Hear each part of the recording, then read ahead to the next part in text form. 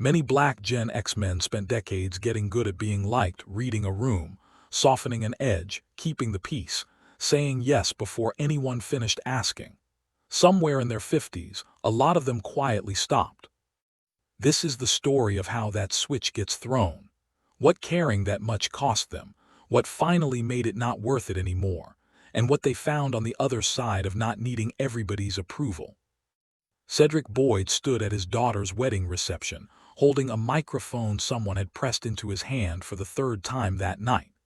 The DJ swung the spotlight toward him, waiting for another toast, because everybody in that hall knew Ced always had something good to say. His plate sat on the table in front of him, still covered in foil, still warm, because for the first time in longer than he could remember, he'd fixed his food before everyone else's instead of after.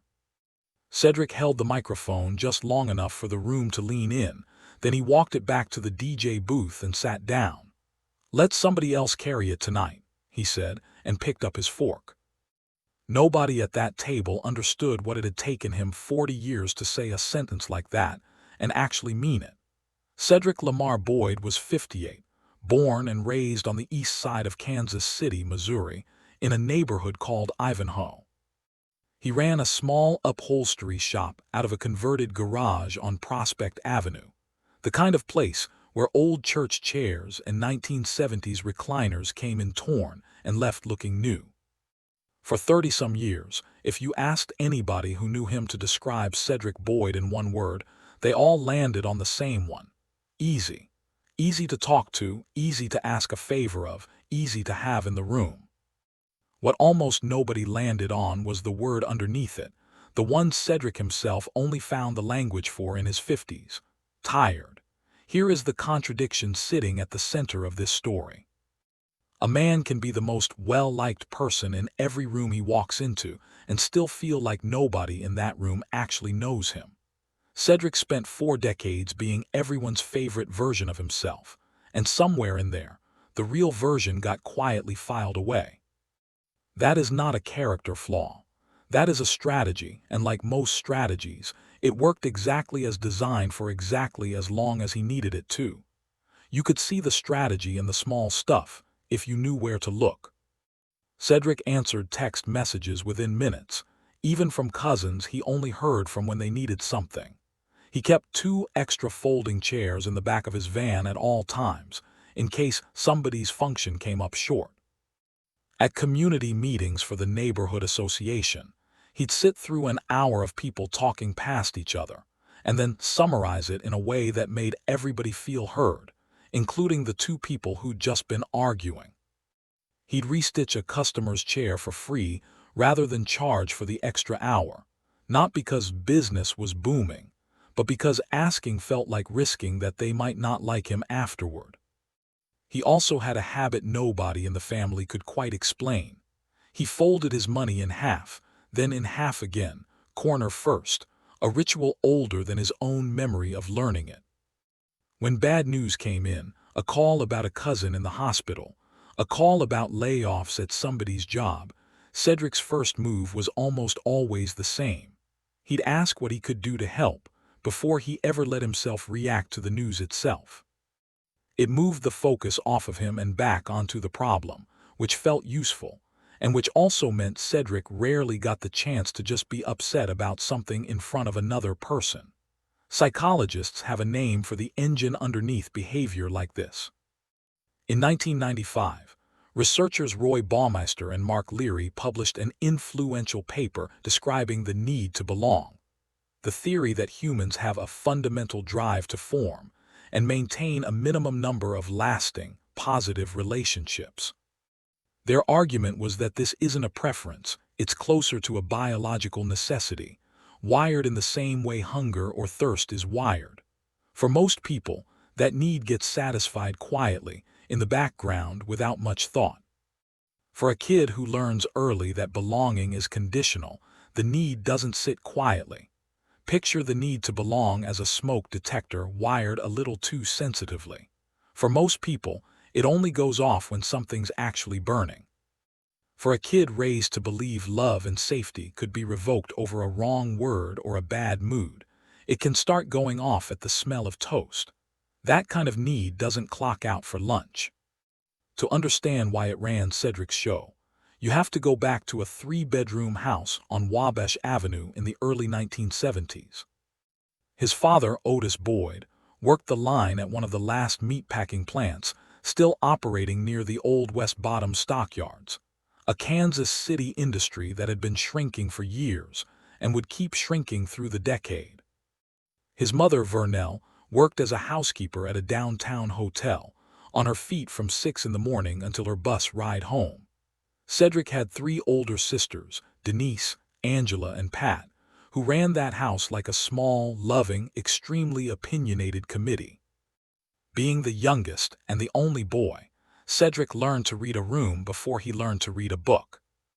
His sisters used to compete over who could get him to do impressions of teachers and neighbors, and he got good at it, good enough that a joke or a soft answer could turn a tense dinner table back into a calm one. His signature bit was an uncanny impression of Reverend Talbert Down at Mount Olive Baptist, complete with a booming, drawn-out, "Now, church." That could make even Otis put his fork down and laugh. That was a real skill, and it mattered, because the Boyd house had its share of tense dinner tables. Otis worked overtime whenever the plant offered it and came home some nights too wrung out to talk. Vernell carried the invisible weight of 2 service jobs worth of other people's needs, and didn't always have much left over by the time she got home either. Some nights dinner at the Boyd house was quiet in the wrong way, forks against plates the loudest sound in the room, everybody a little too tired to talk. Cedric learned to tell which nights those were before he even sat down, just from how hard the front door had closed. Cedric figured out early that if he could keep the mood in the room light, everybody breathed a little easier, himself included. That's not dysfunction, at least not at first. That's a 9-year-old finding a job nobody assigned him and doing it well. The trouble is that skills learned that young rarely stay in the room where they were useful. They come with you, uninvited, to every room after that one. By high school, Cedric had turned keeping the peace into a full personality, and it served him well in a Kansas City where a black teenage boy's reputation could open doors or close them fast. Teachers liked him because he was polite and quick with a joke that diffused instead of provoked. Store owners liked him because he was the kind of kid who said, "Yes, ma'am," and meant it. Even police officers who stopped him and his friends a little too often for a little too little tended to soften around Cedric specifically. And he noticed that, and he used it, because using it kept everybody safer. Being likable, for a black boy growing up in that decade, wasn't vanity. It was armor, and armor you're taught to wear that early tends to grow into your skin instead of staying strapped on top of it. Every strength like that comes paired with a cost, and it's worth naming both sides plainly. The strength. Cedric became remarkably resourceful under pressure, able to calm a room, broker a peace, put a stranger at ease within minutes of meeting him. The cost. He grew increasingly uncomfortable with anyone's disapproval, including his own, and started treating other people's mild irritation like a 5-alarm emergency that only he could put out. Fast forward almost 40 years, and that same armor was still doing its job at Boyd's Upholstery, just in a different uniform. Cedric had what his wife, Renee, called his shop voice, a register slightly lower and slower than his real one, reserved for customers he didn't know yet. On the phone with a new client from the suburbs, his sentences got a little more formal, his laugh got a little more measured, and certain words got quietly retired for the length of the call. With Dwayne, his best friend since 3rd grade, or with his sisters, none of that filtering happened. The real Cedric showed up unedited, jokes and all. Managing which version of himself showed up where wasn't conscious anymore, but it was still work, the kind of work that drains a battery even when you can't see the drain happening. Researchers have a term for exactly this kind of switching, and they've measured what it costs. A 2019 Harvard Business Review study by Courtney McClunney and her colleagues looked at black professionals who regularly adjust their speech, appearance, and behavior to put others at ease, a pattern commonly called code switching. The study found that this constant adjustment drains real cognitive resources and is linked to burnout, and that the effort spent avoiding stereotypes is effort that isn't available for anything else. Put plainly, sounding easy to be around isn't free. Somebody's always paying for it, even when nobody else in the room can see the bill come due. A regular customer named Mrs. Ashworth once told Cedric he had such a pleasant way about him, meaning it as the highest compliment she knew how to give. Cedric thanked her, wrote up her invoice, and didn't mention that keeping that pleasant way going for the length of a 40-minute consultation had left him with a dull headache by the time her car pulled out of the lot. Dwayne's barbershop was one of maybe 3 places in Cedric's whole life where none of that filtering was required, where a rough day could just be a rough day out loud, no polish necessary. That short list should tell you something about how much of everywhere else required the polish. Cedric came up in an era that had its own version of that bill, on a national scale. He was a teenager when The Cosby Show and later, A Different World, became 2 of the most popular programs on television, offering millions of American living rooms a specific, carefully composed image of Black family life. Historians studying this period, including Evelyn Brooks Higginbotham, have written about a long American tradition they call the politics of respectability. The idea that if Black Americans could just present themselves as impeccably composed, disciplined, and non-threatening, prejudice would eventually give way to fairness. It's a strategy with real roots and real logic behind it, going back generations before Cedric was born. It's also a strategy that puts an enormous, quiet amount of pressure on the person doing the performing, because the performance is never technically allowed to end for the day. Cedric didn't have language for any of this as a kid. He just knew that being the funny one, the easy one, the one who made grown-ups relax, kept things safer for him and, it seemed, for everybody around him too. He carried that lesson into adulthood the way most of us carry things we learned before we had words for them, automatically, and without ever really questioning whether it was still needed. Otis Boyd died 8 years ago, at 68 in his recliner, still in his church clothes on a Sunday afternoon. Massive coronary, the doctors said, the kind that comes on fast and doesn't negotiate with anybody. What struck Cedric hardest afterward wasn't the suddenness. It was going through his father's things and realizing how little he actually knew about what had been going on underneath a man everybody at that plant, and that church, had called easygoing Otis for 30 straight years. Around that same time, Cedric's own doctor flagged something at a routine physical. Blood pressure running high for a man his age, no other clear cause on the chart. Family history and stress, the doctor said, tapping the folder, and Cedric laughed it off in the exam room the way he laughed most things off, quick and easy, subject changed. He didn't laugh it off in the truck afterward, sitting in the parking lot longer than he needed to. Renee found him still parked there 20 minutes later when she called to ask if he'd picked up the milk. He told her he'd gotten caught up talking to the pharmacist, a lie he told easily and without thinking twice, which was, in its own small way, exactly the problem the doctor had just named. Here's a piece of research that connects those 2 moments in a way Cedric wouldn't fully understand for another year.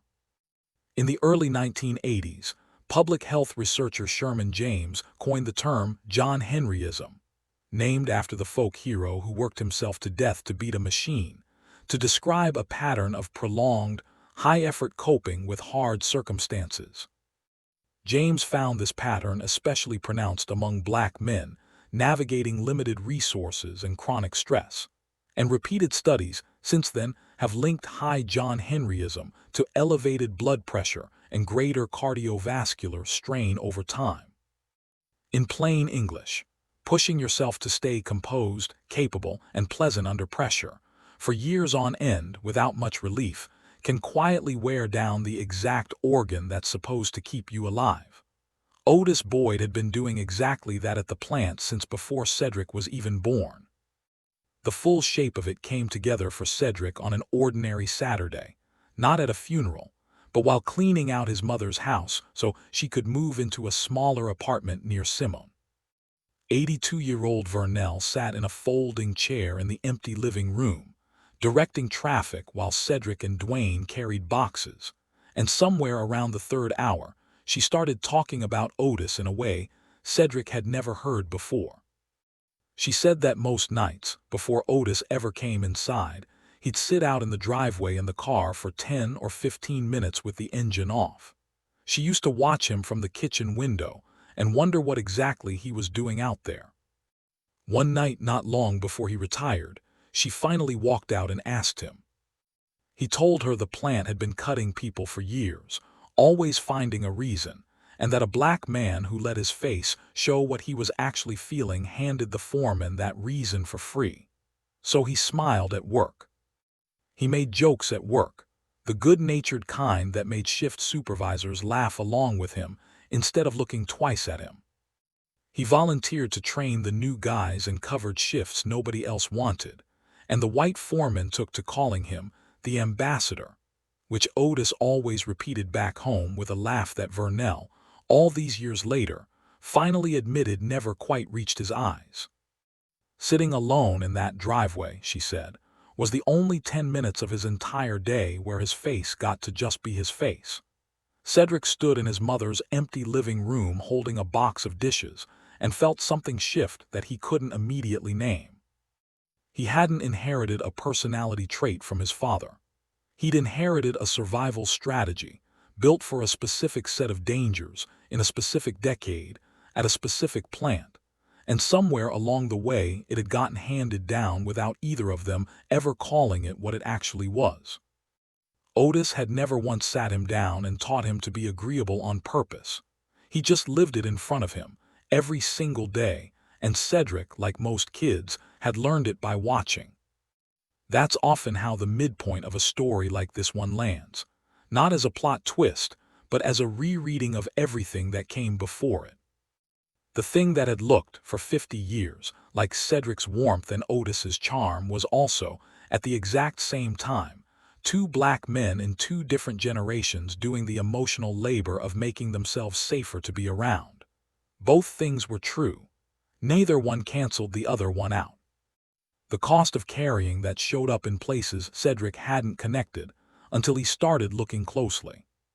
His first marriage to Michelle, Simone and Malcolm's mother, ended partly because Cedric was, in Michelle's words during one of their final arguments, impossible to actually fight with, which sounds like a compliment until you understand exactly what she meant by it.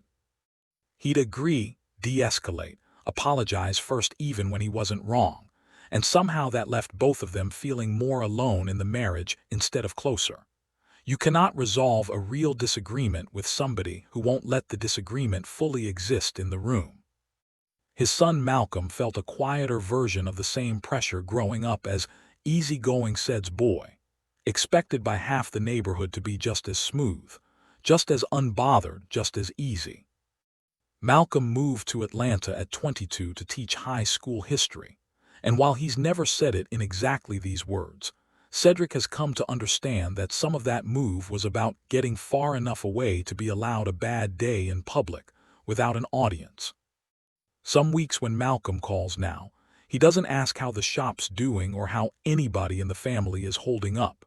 He just says he had a hard one and needs 5 minutes of his father listening instead of fixing, and Cedric has learned slowly how to just listen. Then there was the matter of Cedric's own friendships, or the wide, shallow pond where his friendships should have been.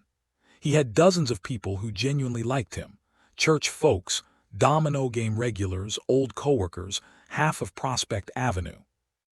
Research backs up how rare and valuable close male friendship actually is. A widely cited 2021 survey from the Survey Center on American Life found that the share of American men reporting 6 or more close friends had roughly been cut in half since 1990, with the number of men reporting no close friends at all climbing sharply over that same period. Cedric had plenty of company and almost no one he'd call at 2 in the morning, because being everyone's favorite and being truly known by a few people turned out to be two very different projects, and he'd only ever built toward one of them. That's the second insight worth sitting with here.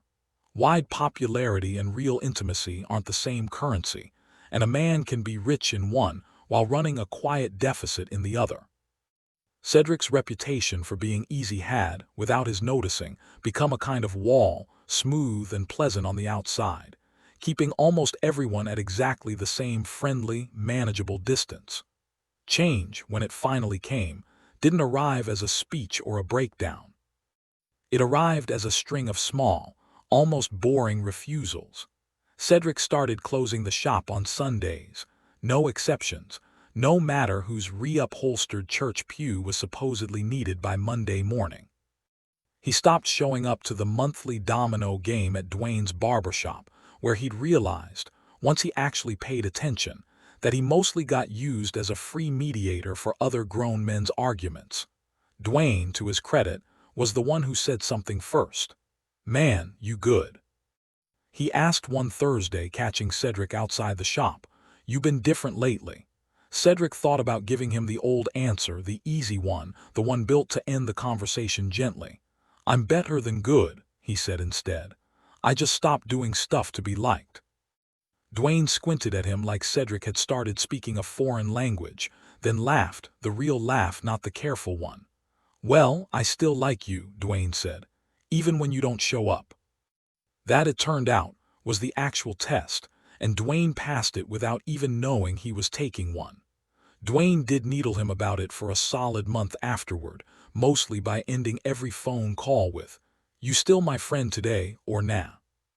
Just to watch Cedric laugh instead of over-explain. Not every relationship survived the new boundaries quite so smoothly. A couple of the domino regulars stopped calling altogether, and Cedric let them, which was new for him too. He wasn't becoming cold, whatever a few people whispered about him at first. He was becoming selective, which is a different and much older skill than the one he'd spent 40 years practicing.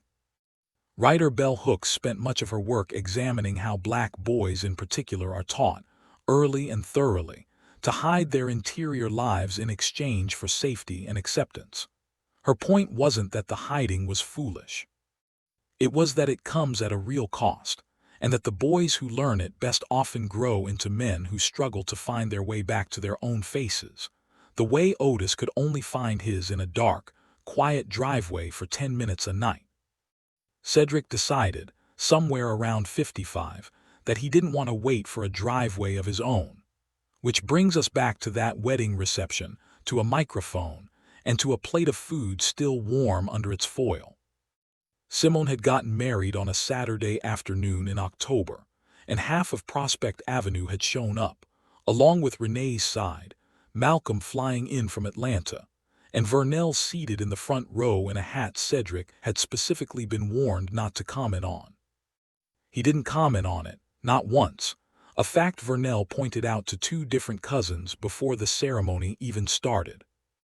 The DJ had called on Cedric twice already that night, once for a toast during dinner and once to say a few words before the cake, and both times Cedric had delivered exactly what the room expected: warm, funny, a little misty, at the right moment. By the third request, something in him just said no.